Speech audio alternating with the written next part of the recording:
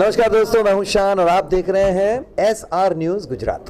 अस्सलाम वालेकुम दोस्तों, मैं हूं मजहर शेख और आप देख रहे हैं हमारा नया प्रोग्राम सीधी बात। तो सीधी बात में आज हमारे साथ खुशूसी मेहमान हैं, एक ऐसी शख्सियत जो बहुत ही कम वक्त में अहमदाबाद में पत्रकारिता के शोबे में काफ़ी बुलंदियों पे पहुंच गए हैं और उन्हें यहाँ पर रवीश कुमार के नाम से भी जाना जाता है। तो ऐसी शख्सियतें हैं जनाब सोहेल कुरैशी। सोहेल भाई, आपका इस्तकबाल है हमारे चैनल में। बहुत बहुत शुक्रिया आपका।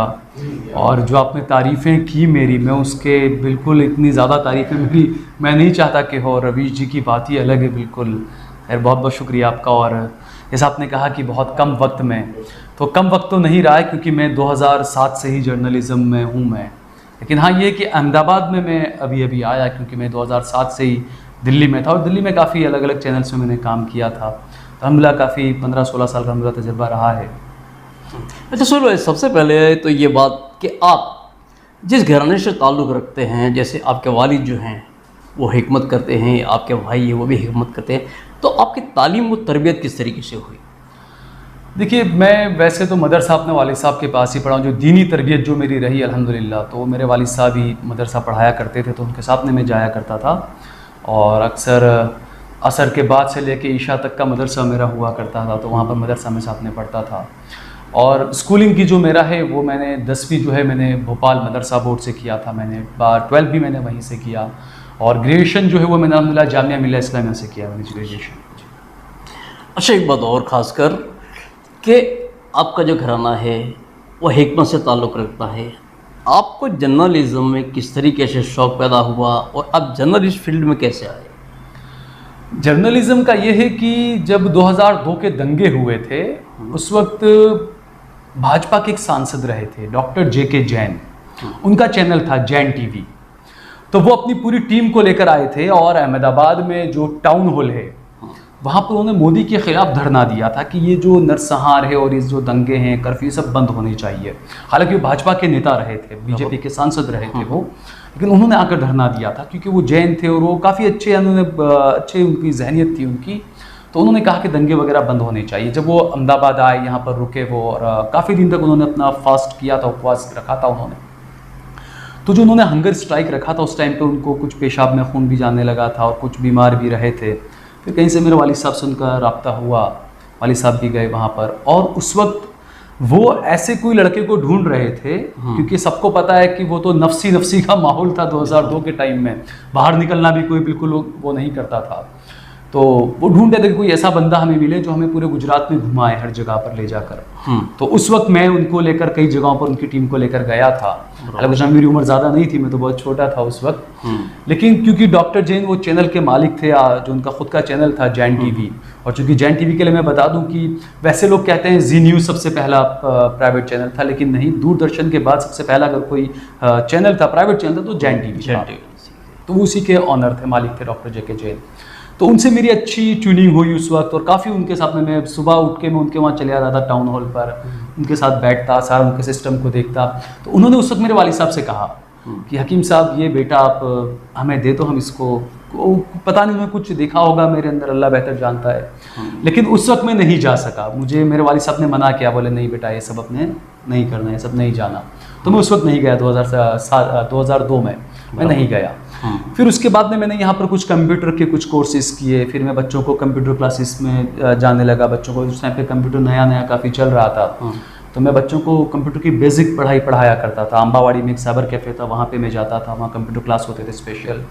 फिर यहाँ पर खानपुर में एक साइबर कैफ़े था, वहाँ पर मैं बाकायदा साइबर कैफ़े में जॉब करता था मैं। तो फिर मैं अपनी उसी लाइन में रहा, लेकिन अचानक फिर 2007 में मुझे ऐसा हुआ कि ये कुछ वो लाइफ नहीं है। मैंने कहा कुछ होना चाहिए, कुछ सीखने का लोगों का वो थोड़ा सा।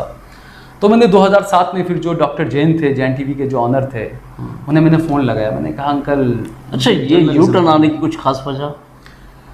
ख़ास बात तो बस 2002 के बाद में जो माहौल जो है, आप तो खुद आपने बहुत करीब से देखी है सारी चीज़ों को मज़हर भाई। 2002 के बाद में एक उम्र वाला भी कोई एजेड हो, उसका भी जहनीत कैसी रही है, और एक जो नौजवान होता था उसकी भी जहनीत कैसी थी। चूँकि 2002 के बाद के जो माहौल था वो इतनी जल्दी इंसान भूल नहीं सकता था।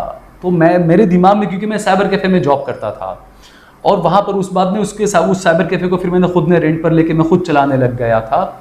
लेकिन जब मैं, क्योंकि वो पहला मेरा वो कदम था जब मैं इंटरनेशनल दुनिया से जुड़ा था। ज़्यादा इंटरनेट का इतना वो नहीं था उस टाइम पे, 100 रुपये घंटे का हुआ करता था इंटरनेट का सारा।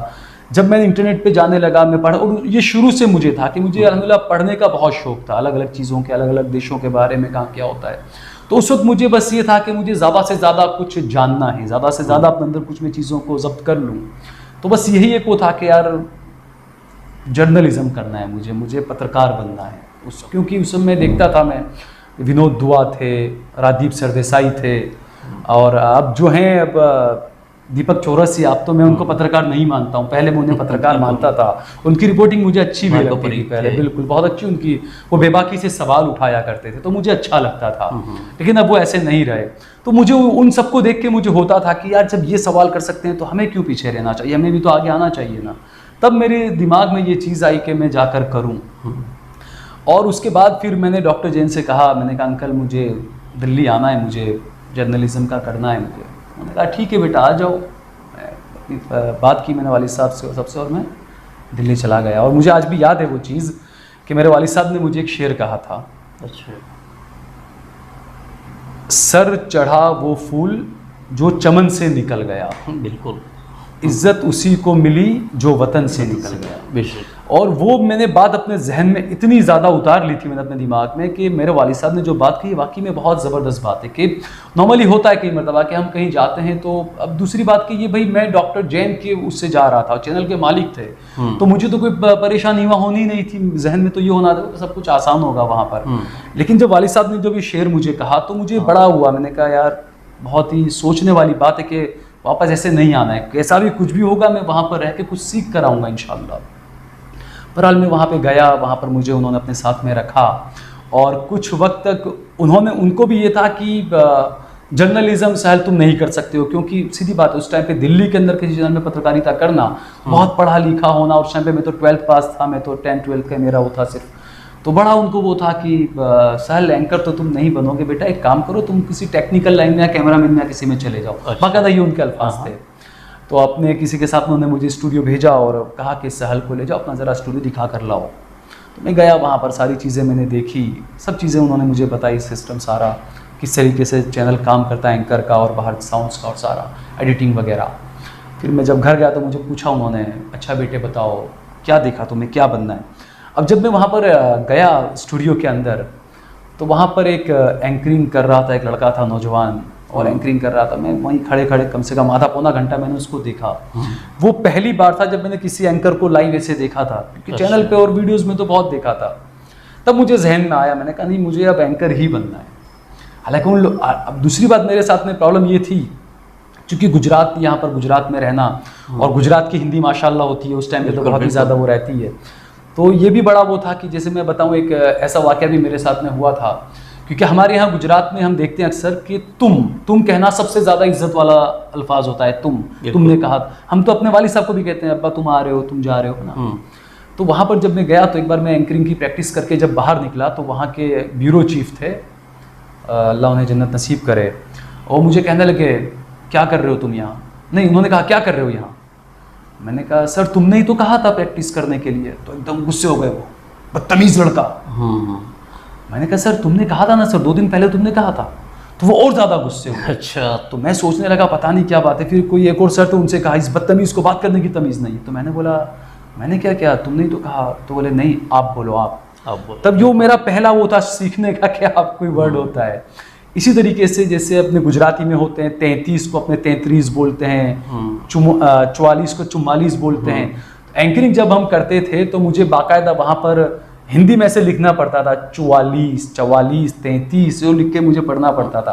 तो वो भी एक बड़ा वो था। वो मुझे चाहते थे कि मैं इसमें किसी में चला जाऊं, लेकिन मैंने जहन में सोच के रखा कि नहीं मुझे पत्रकार बनना है। बराबर। उस टाइम पर हिंदी भी इतनी अच्छी नहीं थी। तो डॉक्टर जैन अंकल ने, जो हमारे चैनल के जो ग्रुप एडिटर थे दिलीप सिंह साहब थे, तो उनको बुलाया और कहा कि दिलीप ये लड़का है अहमदाबाद से और इसको आपके साथ न्यूज़ रूम में आप रखिए और देखिए इसमें कितना पोटेंशियल है, क्या है। बराबर। बस वहीं पर उन्होंने मुझे कुछ नहीं किया, मैं खुद देखने लगा कि क्या क्या चीज़ें होती हैं, एंकर क्या करता है, पत्रकार कैसे होते हैं, क्या करते हैं। तो मैं भी कुछ नहीं करता था। और मैं अक्सर यही बात मजहर भाई हर पत्रकार को मैं कहता हूँ, अपने गुजरात के भी जितने नौजवान हैं, कि देखिए नॉलेज जो होता है वो आप किसी के पास में बैठेंगे वो नॉलेज आएगा, सही है, वो तो आएगा ही, लेकिन जो पत्रकार की ज़िंदगी होती है, मैं अपना बताता हूँ कि मैं 2007 में ऑफिस न्यूज़ रूम के अंदर जो राउंड टेबल हुआ करता था, वहाँ पर तकरीबन 12-14 अखबार आया करते थे, 7-8 हिंदी के अखबार थे, इंग्लिश के 4-5 the Hindu, Indian Express, Times of India.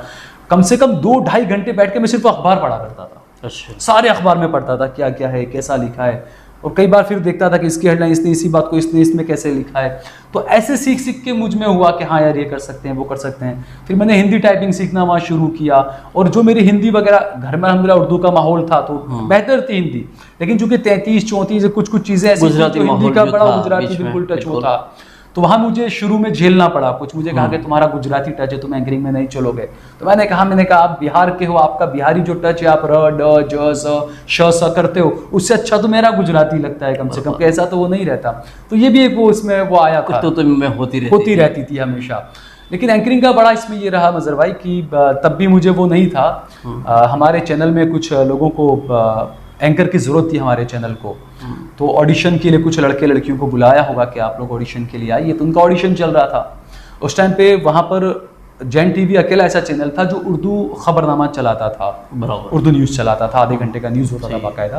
Private channel में वो एक ही चैनल था जो चलाता था उर्दू न्यूज़। तो उसका प्रोड्यूसर मुझे बनाया गया था। बराबर। पहले तो मैं बस वो नॉर्मली, क्योंकि न्यू कमर्स था, मैं बिल्कुल फ्रेशर था, तो हेडलाइन कैसे कटवाना, बैठना, विजुअल्स कैसे लगाना, बस वही सारे काम करता था मैं। फिर मैंने रिपोर्टिंग में जाना शुरू किया धीरे धीरे, रिपोर्टिंग फिर अल्हम्दुलिल्लाह अच्छी करने लगा था मैं। उसके बाद ऐसे ऑडिशन एक बार चल रहा था, तो ऐसे ही जो हमारे ग्रुप एडिटर थे वो ऑडिशन ले रहे थे। तो अब वो क्योंकि सब बाहर के जो लड़के आते हैं, प्रोफेशनल एंकर होते हैं लड़के लड़कियाँ साथ, तो बाकायदा सूट बूट मेकअप शेकअप सब किया हुआ था, सब ऑडिशन दे रहे थे। तो मैं खड़े होकर मैं देखने लगा, तो मेरे बॉस ने मुझे कहा कि दोगे ऑडिशन दोगे?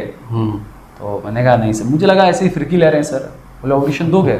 मैंने कहा नहीं सर। तो उन्होंने कहा कि आओ ऑडिशन दे दो। मैंने कहा सर मेकअप वेकअप सब करना पड़ेगा, कोट वोट और सब। नहीं ऐसे जाके बैठ जाओ दो ऑडिशन। तो मैं ऐसे ही जाके मैंने ऑडिशन दे दिया। अब चूंकि मैं उर्दू का सारा संभाल रहा था, तो उर्दू ज़बान नहीं मेरा बिल्कुल वो था शुरू में। अब मुझे जो टीपी पढ़वाया गया, जो ऑडिशन लिया गया, वो हिंदी का ऑडिशन लिया गया। तो वो जैसे तैसे हुआ, लेकिन अल्हम्दुलिल्लाह उससे मेरा सिलेक्शन हो गया और मुझे कहा कि तुम आज 4:30 बजे का न्यूज़ तुम पढ़ोगे। तो मैं तो सोच भी नहीं सकता था। हालांकि उस टाइम में भी ये था कि एंकर बनना लोगों को बड़ा वो रहता था कि यार एंकर बने। जब आज इतना है तो उस टाइम में तो बहुत ज़्यादा हुआ करता था। तो तब से मेरा एंकरिंग का शुरू हुआ, और उसमें भी ये था कि आप जब पहले एंकरिंग शुरू करते हैं तो आपको भाई आप सोचते हैं कि रिकॉर्डिंग हो, आपके प्रोग्राम रिकॉर्ड करके फिर करें ताकि एडिट कर दें। मुझे कहा नहीं, रिकॉर्डिंग नहीं होगा, आपको लाइव प्रोग्राम करना पड़ेगा। तो वो फिर मेरा शुरुआत जो उर्दू न्यूज़ से मेरी वहाँ से डायरेक्ट की होगा। फिर उसके बाद में अल्हम्दुलिल्लाह धीरे धीरे फिर सारा शुरुआत हुई अल्हम्दुलिल्लाह। कितने साल तक आपने एंकरिंग किया? उसमें भी मैंने पहले कम से कम 1-1.5 साल तक मैंने रिपोर्टिंग की, और 2008 से लेकर 2014 तक मैंने जैन टीवी के साथ जुड़े रहे। जैन टीवी के साथ नहीं मैंने किया, मैंने दूरदर्शन उर्दू के लिए भी मैं वॉइस ओवर आर्टिस्ट के तौर पर मैंने काम किया। अहमदाबाद में या दिल्ली में? नहीं दिल्ली में, मैं दिल्ली में ही रहता था, अहमदाबाद में नहीं रहता था। तो वहाँ मैंने काम किया अलग अलग चैनल्स में, और दूरदर्शन के लिए मैं फ्रीलांस किया करता था। अभी जो न्यूज़ 18 है वो पहले ईटीवी हुआ करता था, तो मैं ईटीवी के लिए भी काम करता था। ईटीवी पर एक बहुत बड़े सीनियर जर्नलिस्ट थे हरिशंकर व्यास, उनका बड़ा अच्छा प्रोग्राम सेंट्रल हॉल के नाम से उनका प्रोग्राम आया करता था, जिसमें सारे बड़े बड़े शाहनवाज हुसैन, सुषमा स्वराज, अरुण जेटली, वो सब उसमें गेस्ट हुआ करते थे। तो अल्हम्दुलिल्लाह उसका भी उर्दू का प्रोड्यूसर मैं था। वो प्रोग्राम 2 ज़बान में जाता था, हिंदी में भी जाता था, उर्दू में भी जाता था। तो उर्दू में भी उसका प्रोड्यूसर मैं था, उर्दू में उसका वॉइस ओवर सारा मैं किया करता था। तो वहाँ से फिर ज़्यादा मेरा वो रहा। ईटीवी के लिए भी काम किया, दूरदर्शन उर्दू के लिए भी काम किया, जैन टीवी के लिए भी काम किया, फिर न्यूज़ 18 के लिए किया। नमस्कार, मैं हूं रवि दुबे और आप देख रहे हैं SR news Gujarat. Like, subscribe and share. अगर आपको हमारी बताई गई खबरें अच्छी लगे तो उसे लाइक करें, शेयर करें और सब्सक्राइब करें। और हाँ, अगर आप हमसे जुड़े रहना चाहते हैं तो हमारी SR न्यूज़ गुजरात चैनल को सब्सक्राइब करें और बेल आइकन दबाना न भूलें, ताकि हम सदा आपसे जुड़े रहें और आप तक नई नई खबरें पहुंचाते रहें।